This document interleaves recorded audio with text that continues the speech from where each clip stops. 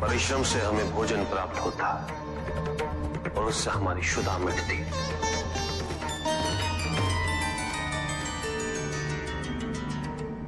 किंतु हमारे जीवन का उद्देश्य केवल अपने पेट की क्षुधा को मिटाना नहीं होता। हमारे जीवन का उद्देश्य है इस जन्म ईश्वर के और समीप आना।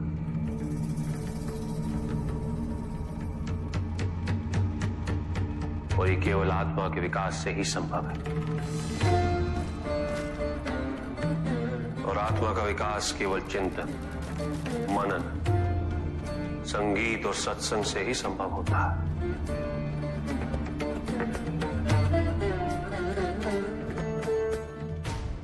आत्मा का यही विकास मनुष्य को उसकी मनुष्यता से उबार कर ईश्वरत्व की ओर ले जाता है।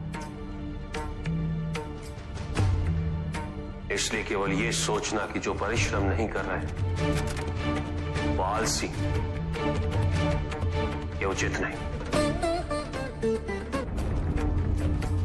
जितना प्रयास शारीरिक परिश्रम हेतु करना पड़ता है, उससे कहीं अधिक प्रयास की आवश्यकता मानसिक व आध्यात्मिक कार्य में होती।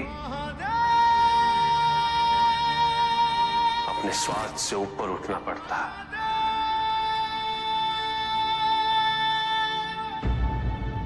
अपने आराध्य में ध्यान केंद्रित करना पड़ता है।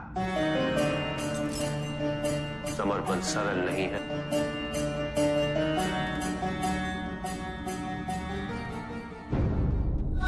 जीवन के महत्वपूर्ण 4 स्तंभ हैं: धर्म, अर्थ, काम और मोक्ष।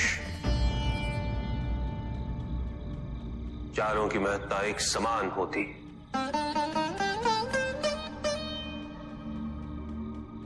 केवल धर्म के लिए शेष तीनों उद्देश्यों से विमुख हो जाना ये उचित नहीं और ये ईश्वर को भी स्वीकार्य नहीं।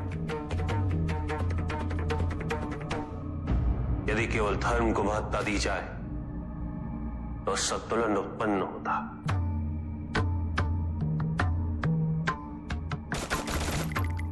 परिणाम स्वरूप जीवन में जब भी इस प्रकार का कोई संकट उत्पन्न होता है तो मनुष्य संपूर्ण रूप से स्वयं को ईश्वर के प्रति आश्रित कर देता है। वो स्वयं कोई प्रयास नहीं करता। वो इस भ्रम में जीने लगता है कि ईश्वर आएंगे और उसकी सहायता करेंगे।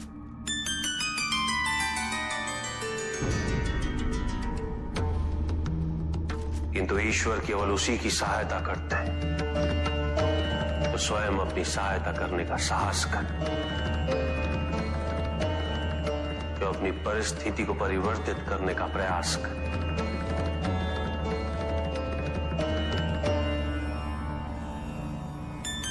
अपनी भूल को स्वीकार करने के लिए साहस की आवश्यकता होती है और यदि अपनी भूल का आभास हो जाए तो क्षमा मात्र एक औपचारिकता है।